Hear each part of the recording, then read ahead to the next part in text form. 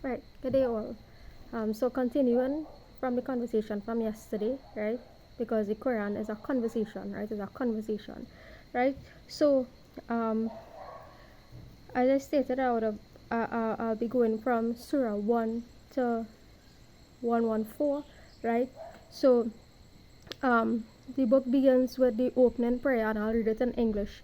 In the name of Allah, the entirely merciful, the especially merciful. Right? And if you are praising, all praise is due to Allah, Lord of the worlds, the entirely merciful, the especially merciful, sovereign of the day of recompense. Guide us into the straight path, the path of those whom you have bestowed your favor, not the path of those who have earned your anger, nor those who have gone astray. Right? So this prayer is basically asking, it's a simple prayer, right? And it's what referring to God as the God of sovereignty. God of sovereignty meaning the God of freedom. God of sovereignty meaning the God of freedom, right? And we are asking to be guided upon the straight path, the sound path, the straight path, the straight and narrow path, the sound path, right? The path of those God has bestowed favor by virtue of doing the right thing, right? By virtue of doing the right thing. Not those who have earned the anger or the wrath of God, nor those who have gone astray, right? So it's a prayer asking for guidance, right? It's a prayer asking for guidance, even for those who have gone astray, right? Even for those who have gone astray, right? It is asking for guidance unto soundness,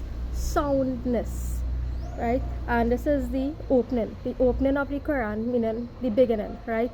So in the beginning was sound, and the beginning was the word, right? So this is where this is a double meaning, if we could interpret it like that, for those who like interpretations, right? A sound part, right? And in the beginning there was the word, right? And the word is basically sound, right? God speaks, right? The whispers of creation, right? God speaks, right? The beginning is sound, and the beginning is sound, right? And we are asking for guidance onto a sound path or a straight path, right? Soundness meaning a solid, straight, a firm foundation path, right? A path built on a firm foundation, right? And also sound meaning in the beginning was sound, right? In the beginning was sound, right? The beginning of creation is sound, noise, right? Good. So this is Surah 1, the first, and this Surah is basically the opening prayer, right? And it is not only that, but it is about mercy, right? Mercy, right? So in the Arabic format is Ar-Rahman, Ar-Rahim, right? And these are two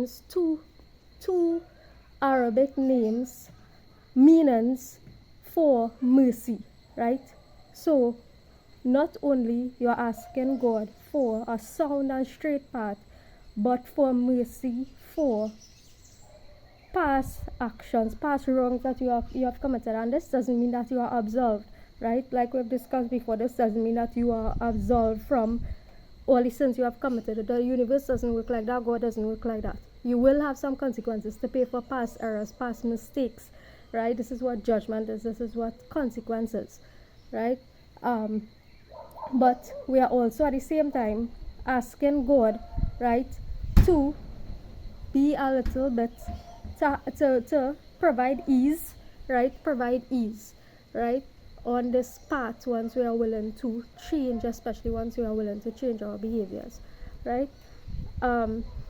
So Ar-Rahman, Ar-Rahim, right? So Rahman, right, is mercy coming from God. This is what the book describes, right? Is mercy coming from God, right? And this mercy might happen in an intense way, right? According to the book interpretation of the author of the book, this mercy might happen in a short and intense manner, right? So, for example, if you were supposed to get into an accident, and so, well, if you got into an accident, you were supposed to die in that accident, right? If you were in a building and that building was supposed to collapse, right? Something of that nature, and for some reason, for example, in 911 situation, right? people who were saved from that and all that, right? It was what, an act of God, right? An act of God coming into play, that you were saved from that situation, you were saved from that car accident, so forth, right? You were saved from a home if it was burning, God forbid that happens, right?